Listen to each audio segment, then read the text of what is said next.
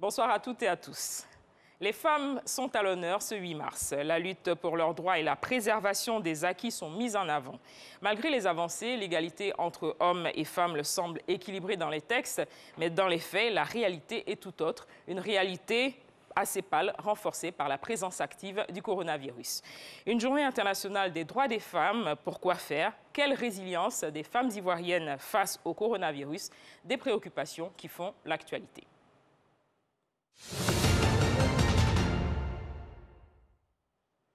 La journée du 8 mars de chaque année n'est pas la journée de la femme, mais la journée internationale des droits des femmes. Il semble que, quelles que soient les barrières qu'on oppose aux femmes, il est en leur pouvoir de les affranchir. Les femmes doivent écrire leur histoire. Quelqu'un de mes professeurs m'avait dit comme ça qu'une femme ne peut pas être une logisticienne. Aujourd'hui, je suis fière d'être une logisticienne aux Nations Unies parce que j'ai cru en moi.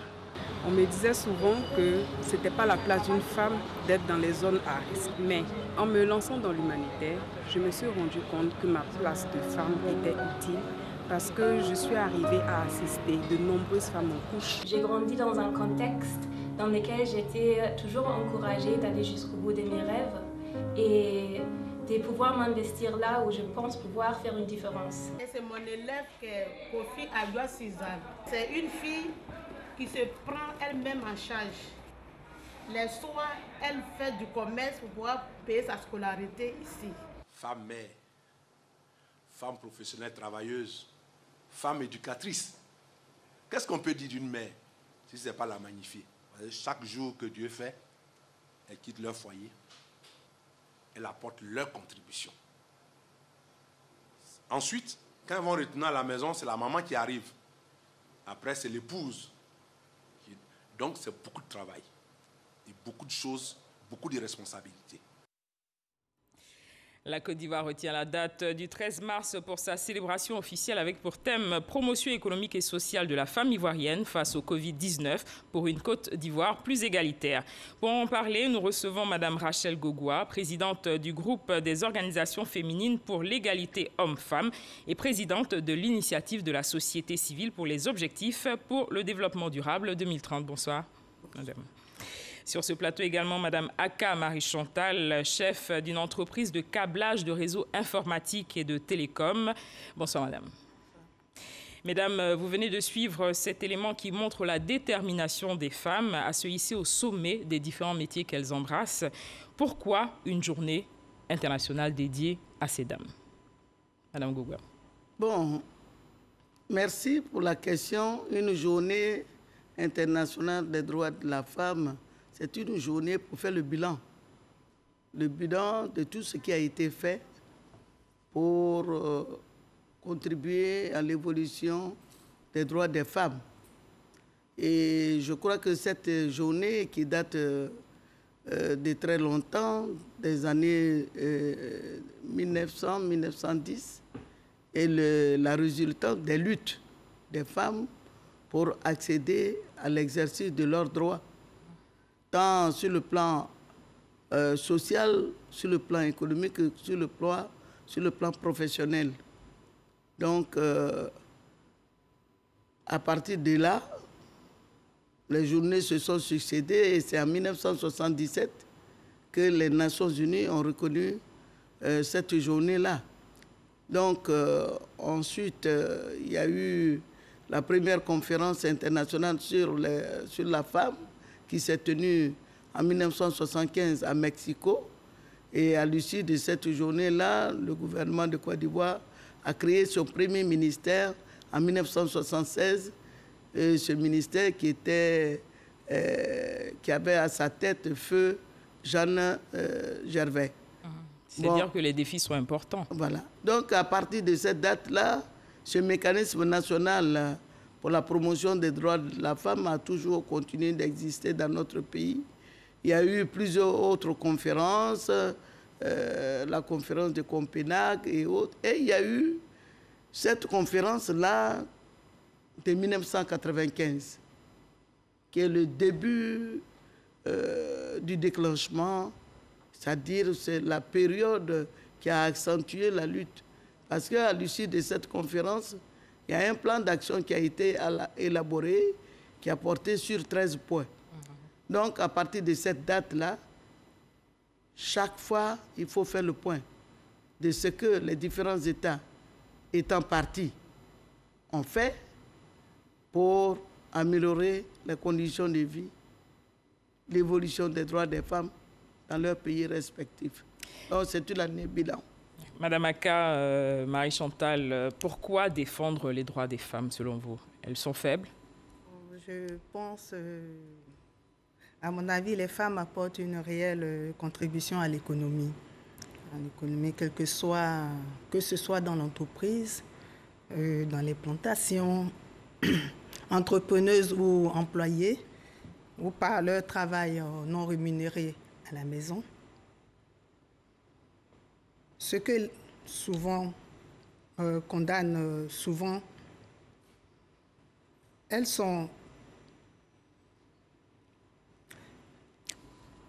restent aussi touchées par la pauvreté, parfois. Donc, vous pensez qu'il est important... Donc, défendre les droits leur permet de prendre conscience de leur potentiel. Madame Gougoua, quelles ont été les avancées qui ont été enregistrées ces dernières années? Bon, il y a des avancées, certaines, mais elles sont très lentes. On peut parler de progrès timides. Bon, je ne parlerai pas de tous les pays du monde. Quand je prends... Oui, quand je vais quand même faire... je vais aller du monde à la Côte d'Ivoire. Quand je prends, par exemple, les femmes dans les assemblées élues, je prends l'Assemblée nationale, pour le monde entier, je crois que les femmes n'atteignent pas 25% des membres des assemblées. Et au niveau de l'Afrique, on environne les 20%. Et quand nous prenons la Côte d'Ivoire, nous faisons à peine 11%, 10,98%. C'est-à-dire que sur 255 députés, nous avons à peine 29 femmes. Et l'Assemblée, pour la prochaine législature, la situation, malgré cette loi sur le quota qui a été adoptée, je pense que la situation ne serait guère meilleure que la situation précédente. Pourquoi les femmes se sous-estiment? Les hommes ne leur donnent pas l'occasion? Qu'est-ce qui se passe? Je pense, à mon humble avis, il y a deux choses. Il y a deux choses. Quand nous prenons notre contexte, c'est-à-dire l'environnement dans lequel nous évoluons, il y a deux choses. Il y a les pratiques socio-culturelles, c'est-à-dire que les coutumes, qui au départ faisaient que on mettait les garçons à l'école et les filles, elles étaient bonnes à être mariées pour aller faire des enfants. Quand je prends, moi je suis bêté chez nous, on marie les filles et on prend leur dot là pour aller doter les femmes de leurs frères. C'est à ça que nous servions. Mais avec l'évolution aujourd'hui, les femmes sont au même niveau intellectuel ou sinon au même niveau d'éducation que les hommes. Donc on ne peut plus dire qu'avant, il y avait plus d'hommes instruits et moins de femmes, donc on va promouvoir seulement les hommes. Et puis dans un pays est comme un oiseau avec deux ailes. Moi, je n'ai jamais vu un oiseau avec une aile qui arrive à voler. L'oiseau a besoin de ces deux ailes. Donc la Côte d'Ivoire, notre pays, a besoin de ces deux ailes qui sont ses filles et ses fils. Sans les deux éléments, la Côte d'Ivoire ne saurait se développer. Et je vais aller plus loin pour dire qu'il y a des études qui ont été faites au niveau mondial, au niveau de la Banque mondiale, au niveau de l'OCDE, il y a le cabinet McKinsey américain qui ont démontré par A plus B que les pays qui ont adopté des politiques d'égalité hommes-femmes, ces pays-là connaissent une croissance économique élevée. Est-ce que vous voyez? Donc, moi, je pense que la Côte d'Ivoire, notre pays, au niveau de l'évolution de la situation de la femme, nous sommes en deçà. Quand on fait le classement, nous sommes au bas de l'échelle. C'est une évolution qui est assez lente pour vous. Oui. Aka Marie-Chantal, vous avez aimé l'informatique et les réseaux télécoms, un métier dit d'homme. Qu'est-ce qui a bien motivé ce choix? Je pense que je suis arrivée là par conviction personnelle, par amour de ce métier-là. Voilà. Après mon cursus scolaire, j'ai été engagée dans une entreprise informatique et c'est là que c'est parti. Plus tard, j'ai été débauchée dans une autre structure où, en plus de la vente du matériel, nous faisions des travaux de câblage. Donc j'ai aimé le câblage, c'est parti de là. Et j'ai, comme ça, cherché à un jour me prendre moi-même, me mettre à mon propre compte. Vous n'avez pas été découragée par certaines personnes? Oh que si, pas vraiment. Au contraire, il y a certains qui m'ont encouragée. Il y en a par contre qui m'ont dit qu'il faut être courageuse. Voilà, est-ce que je pense que je pourrais tenir et tout ça. Il semble que les hommes se cooptent entre eux la plupart du temps. Oui, bien sûr. Mais bon, quand une femme emboîte le pas, fait l'effort de se mettre à son compte, elle arrive à être encouragée par les hommes. Est-il plus difficile d'entreprendre en tant que femme qu'être un homme, selon vous? Bon, selon moi, c'est la compétence. C'est la compétence, il faut être compétente quand on a une conviction, on veut vraiment mettre, on veut mettre son rêve. Ça veut dire on veut tout faire pour réaliser quelque chose, pour démontrer quelque chose. Voilà, on y met de sa compétence et puis bon, ça va. Rachel Gougoua, je rappelle que vous êtes la présidente des organisations féminines pour l'égalité hommes-femmes. Au nombre des barrières figurent les violences en tout genre. Quel regard portez-vous sur les violences économiques, notamment à l'égard des femmes? Bon, de mon point de vue, une violence, c'est une violence. Les violences, il y a plusieurs catégories de violences dont vous parlez, la violence économique.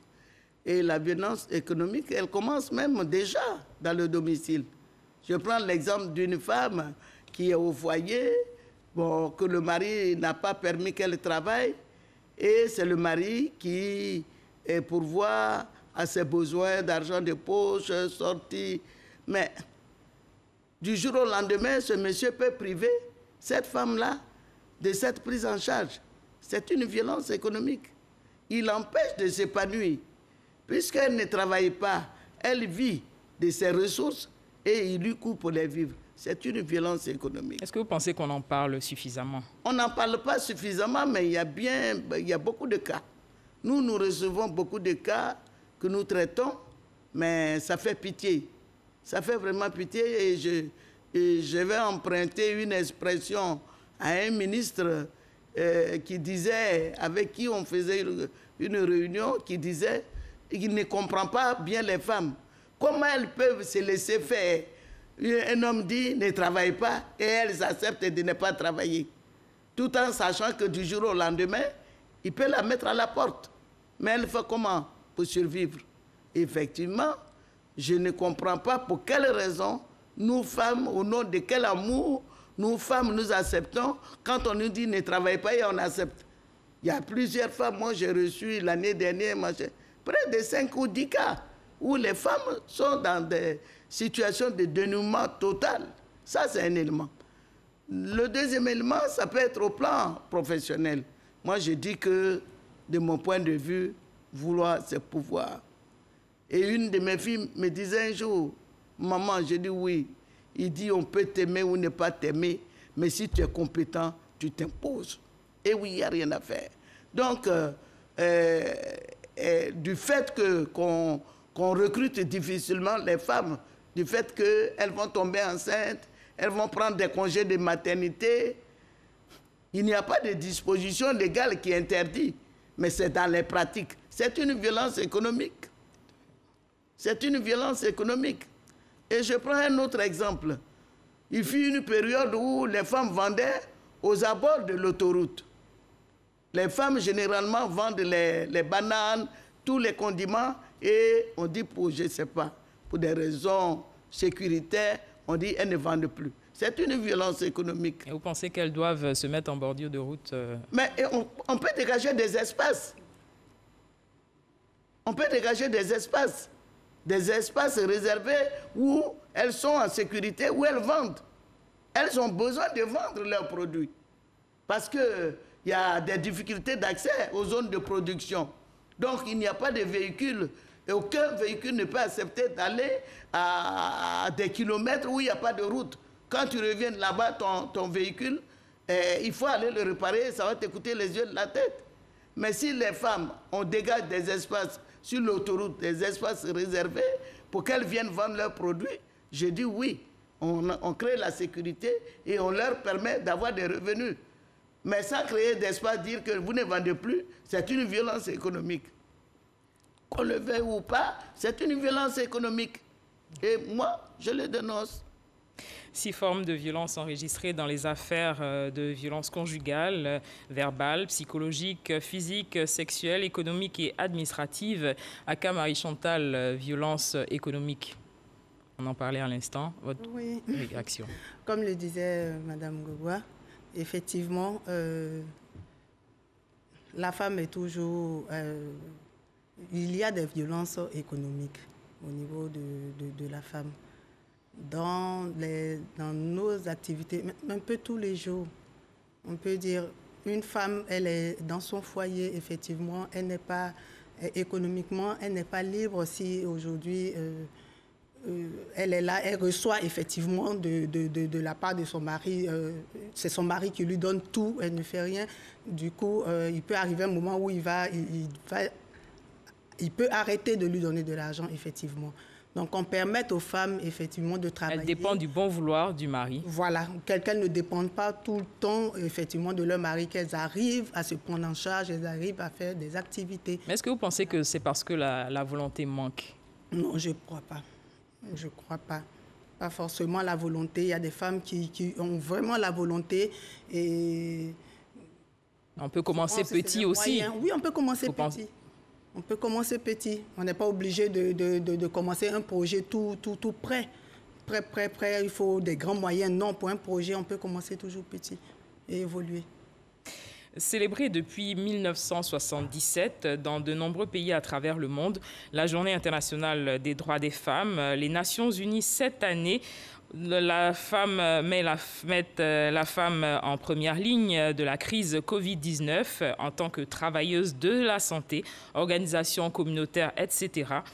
Dans la lutte contre cette pandémie, le caractère central de leur contribution et la charge disproportionnée que les femmes portent sont mis en exergue. Aka Marie-Chantal, comment vivez-vous en tant que chef d'entreprise cette crise sanitaire? Bon, ça a été difficile au début. Au départ, ça a été très difficile parce que les activités ont ralenti. Les activités ont ralenti et du coup, nous, on a fait plutôt un choix stratégique. À notre niveau, on a décidé d'aller sur les petits marchés, les marchés qui ne nécessitent pas beaucoup d'investissement. Les travaux, les travaux de génie civil en télécom, les travaux d'interconnexion par fibre optique. Et là, on a eu recours à l'agence emploi jeune. Avec eux, on a pu recruter des stagiaires. Et puis, avec ces stagiaires, on a renforcé notre équipe. On a pu faire le travail. Et ce qui a fait que j'ai pu maintenir tout mon personnel. On n'a pas eu à laisser certaines personnes à la maison sans rien faire. Donc, tout le monde, on a pu travailler. On a pu un peu dépasser ce cap-là. Vous tenez la route alors? Oui, on essaie. Rachel Gogua, comment la crise sanitaire Covid-19 impacte-t-elle la femme ivoirienne? Quand on fait l'analyse de notre contexte, les femmes sont, disons, peu représentées dans le secteur formel. Dans le secteur formel, elles sont nombreuses dans le secteur informel. Alors, ça veut dire quoi? Le secteur informel, ça veut dire qu'elles vivent au jour le jour. Du jour au lendemain, on dit il y a confinement. Du jour au lendemain, il y a cache-nez. Ben, elle ne fait plus d'activité. Le cache-nez n'empêche pas de faire les activités. Il faut l'acquérir. Il n'y a pas un guichet où on appuie pour avoir des cache-nez. Et quand on est malade, on va à l'hôpital. On cherche à aller. Oui, on ne se fait pas accompagner forcément. Oui, mais si on a, dans les mesures qui ont été prises, il a été dit que des cache-nez allaient être distribués. je crois, à 1 million, je sais pas, 2 millions, 3 millions de personnes. Mais il n'y a pas eu un guichet où un citoyen lambda arrive et appuie et puis des cache-nez sortent. Les cache-nez coûtent 500 francs l'unité. 500 francs l'unité. C'est l'autre jour, j'ai découvert une pharmacie, je ne sais pas c'est quel genre de cache-nez, où c'est 100 francs l'unité. Même 100 francs l'unité. C'est coûteux pour certaines personnes. Non, pour la majorité des Ivoiriens, et en particulier des Ivoiriennes. Donc les femmes, avec la Covid-19, elles n'avaient plus de ressources, surtout les femmes du secteur informel. Ça, c'est un. De deux, elles sont affectées parce que ce sont les femmes qui sont les pourvoyeurs de soins. C'est à elles qu'incombent les soins des malades. Donc, les malades de Covid, c'est encore elles qui doivent s'en occuper au niveau familial. Et les femmes qui se retrouvent dans le secteur de la santé, infirmières et autres, ce sont elles encore qui vont encore donner des soins. Et elles sont les premières à être éprouvées. Soit sur le plan professionnel, sur le plan familial et sur le plan occupation, c'est-à-dire leur activité quotidienne. Elles ont été éprouvées. Bien sûr, il y a des mesures qui ont été prises où le président avait pris la décision de donner de l'argent aux ménages les plus démunis à raison de 25 000. Il y a des ménages qui ont reçu 75 000, il y en a qui ont reçu 50 000, mais ça n'a pas continué dans le temps. En temps, on a pensé que la Covid-19 allait s'arrêter, elle a repris de plus belle. Mais il faut aller dans les marchés pour voir la situation, comment elle est dramatique. Moi, je me dis, je ne doute pas des données qui sont régulièrement fournies par le gouvernement, mais je me dis que c'est en deçà de la réalité. Les femmes là doivent mourir comme des mouches. Vous dites doivent. Pourquoi? Parce que quand vous allez dans les marchés... Aucune protection? Aucune protection. Il n'y a pas de respect des mesures de distanciation. Vous-même regardez dans les oro-oro, le chauffeur n'a pas de masque. Tout le monde, tous ceux qui s'y trouvent n'ont pas de masque. Quand on prend les bacs à pareil, quand on prend les bus pareil, quand on prend les camions de transport interurbains pareil, mais je me dis que moi je rends grâce à Dieu. On a la chance de vivre. Sinon on serait tous morts de Covid-19. Parce qu'on devait quand même prendre des mesures pour faire respecter le port de masque au moins. Mais il n'y a pas... Personne ne porte de masque, on ne fait rien à personne. Seulement, ce que je peux relever, dans les édifices publics et les pharmacies, il est interdit d'y entrer sans masque. C'est seulement ces endroits. Ça veut dire que dans les autres lieux, il n'y a pas de Covid. Et donc, comment parler d'une Côte d'Ivoire plus égalitaire face à cette pandémie? Moi, je veux dire, le président me connaît. Le président lui-même, il me connaît. Et qu'est-ce qu'on doit retenir? Non, ça veut dire qu'il sait ce que je pense. Et qu'est-ce que vous pensez? Ce que je pense, je vais le dire. De leur façon, on est un jour, on meurt un jour. Et puis, à l'âge où je suis, si quelqu'un veut me tuer, je m'en fous. Et pourquoi penser à ça? Je vais pas prendre toute la terre, je vais laisser une partie pour qu'eux aussi, ils nous suivent. Vous avez le droit de donner vos idées. Oui, qu'est-ce qu'il faut retenir? C'est ceci. La Côte d'Ivoire est l'un des rares pays au monde où beaucoup de dispositions légales sont adoptées. Je les applaudis. La Côte d'Ivoire, notre pays, est parti de tous les instruments juridiques internationaux, régionaux et sous-régionaux qui sont relatifs aux droits de la femme. Mais la Côte d'Ivoire est l'un des rares pays qui fait partie des derniers dans l'égalité des genres. Au niveau des ministres, pareil. Au niveau de l'Assemblée nationale, pareil. Au niveau des autorités locales, c'est-à-dire communes et régions, pareil. Nous sommes en ça.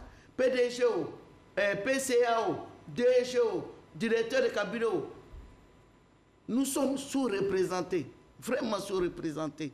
On fait conseils régionaux, les présidents, c'est 3, combien de pourcents? Une femme sur 31. Mais est-ce qu'elles sont empêchées, en fait, véritablement, de participer? Je prends l'exemple des élections qui ont eu lieu actuellement, qui sont les élections, les législatives de cette année. Vous aurez proposé qu'on impose, les dames? S'il vous plaît, écoutez-moi. Les législatives 2021 ne ressemblent pas à toutes les législatives qui ont eu lieu. Parce que il y a des rumeurs qui disaient que pour être reconduit ministre, il faut avoir été élu député. Ou bien pour garder son poste de DG, il faut avoir été élu député, ainsi de suite. Premier ministre, directeur de cabinet de président, directeur de cabinet de toutes les personnalités qui sont au poste de prise de décision, où il y a des avantages, elles étaient toutes engagées sur le terrain. Ce qui veut dire que voilà des gens qui ont des moyens pour aller battre campagne. Et à côté, il y a les femmes qui sont sous-représentées dans ces instances. Mais au moins qu'elles se présentent. Au moins qu'elles se présentent. Suivez-moi. Il faut me laisser parler jusqu'au bout.